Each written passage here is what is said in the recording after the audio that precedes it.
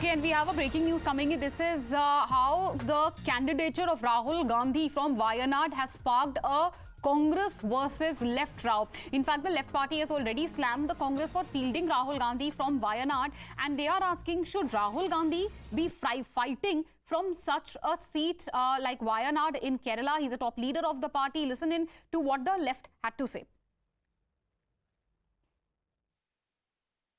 It is for Congress to think over whether Rahul Gandhi, the leader of his stature, should fight elections confronting the LDF, the left in Kerala, or Rahul Gandhi, the leader of his stature, should confront BJP directly in any other part of the country. Fighting BJP directly. Why he chose or his party has chosen to field him, it is for Congress party to do serious introspection. Even if he wanted to contest from south, he could have been fielded in Karnataka, where Congress party is heading the government. Not only that, BJP is the immediate rivalry there. All right, my colleague Sabyasachi is joining us live on the broadcast. Sabyasachi, a massive war of words, left versus Congress, another chapter has started, this time over Rahul Gandhi's Wayanad candidature. Take us through what the Congress party has had to say over the type of attacks which have been coming from the left.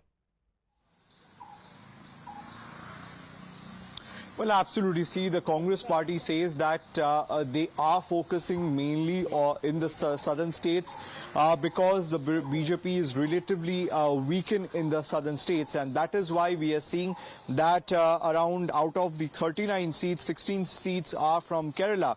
So clearly at this particular time, the Congress party is fielding their candidates from across the southern states. We have seen that Congress party has fielded Rahul Gandhi, KC Venugopal, Shashi Tharoor, all from Kerala. Now, particularly the Wayanad seat has started the war of words within the left and the Congress. Now, the left say that based on the current situation and the understanding within the LDF, it was decided that 4 seats would remain with the CPI, and out of the 4 seats, 1 is the Wayanad seat. And in the Wayanad seat, the left has already fielded its candidate, and on the contrary, Rahul Gandhi, Congress party has named Rahul Gandhi to fight from the Wayanad seat.